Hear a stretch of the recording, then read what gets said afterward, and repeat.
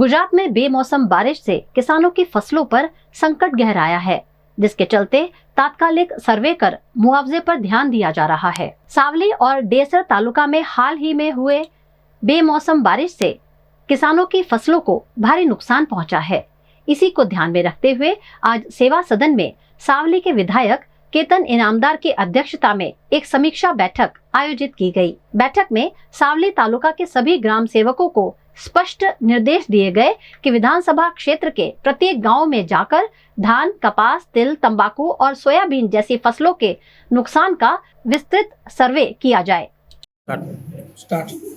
छेल्ला કેટલાય દિવસથી કમોસમી વરસાદનો માર સમગ્ર ગુજરાત વેઠી રહ્યું ત્યારે મારે સાવલી વિધાન ક્ષેત્રમાં સાવલી, ડેસર અને વડોદરા ગ્રામ્યના ખેડૂતો માટે જ્યારે સરકારે સર્વે કરવા માટે છેલ્લા 2 દિવસથી પરિપત્ર બહાર પાડ્યો છે અને 20 દિવસની અંદર આ સર્વે કરીને સરકારને મોકલવાનો ત્યારે ગ્રામ સેવકોને આજની તારીખે તાલુકા સેવા સદન માન્ય પ્રાંત અધિકારી અને માન્ય મામલતદારની હાજરીની અંદર ગ્રામ સેવકોને બોલાવી અને સૂચના આપવામાં આવી અને એમને કઈ રીતે સર્વે કરે છે અને ખાસ કરીને જે પોર્ટલ પર જે રીતે અપલોડ કરવો છે એમાં ખેડૂત આ વસ્તુથી અજ્ઞાન હોય અને એમને આ વસ્તુ ના ફાવતી હોય તો એમાં પૂરેપૂરો સહકાર આપી અને જે રીતે ડાંગર, કપાસ, તમાકુ, સોયાબીન અને અન્ય પાકોની અંદર પણ મોટા પાયે નુકસાન છે તો સાચો નુકસાનીનો સર્વે ઉપર સુધી પહોંચે એટલા માટે આજની મીટિંગ રાખી હતી અને પૂરેપૂરું જવાબદારીથી કામ કરવા માટે એ લોકોને સૂચના આપવામાં આવી છે। सौराष्ट्र में हाल ही में हुई बेमौसम बारिश से किसानों की फसलों को भारी नुकसान झेलना पड़ा है।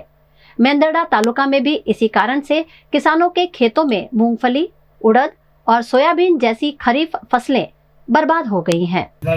तालुकाની અંદર જે આજે સતત વરસાદ, ભારે વરસાદને કારણે ખેડૂતો પાયમાલ થઈ ગયા છે। ખેડૂતોને એવડી નુકસાની થઈ છે। સરકાર ગમે એટલી સહાય કરે તો પણ ખૂટે એવી બાબત છે।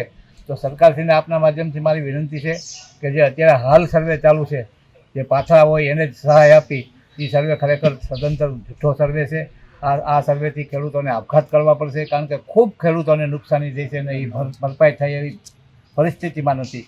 તો અમે મેંદરડા સરપંચ યુનિયન દ્વારા મામલતદારશ્રી, પ્રાંત સાહેબશ્રી અને તાલુકા વિકાસ અધિકારીશ્રીને આવેદન આપ્યું છે।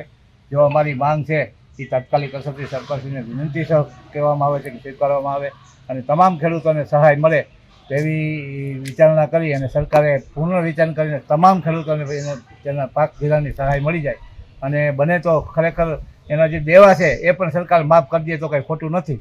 આવી અમારી માંગ છે અને આ માંગ સ્વીકારવામાં નહીં આવે તો તાલુકાભરના સરપંચો તમામ ખેડૂતોને લઈ અને રોડ ઉપર આવી અને સરકારશ્રીને ઉગ્ર રજૂઆત કરવાની અમે નેમ લીધી છે।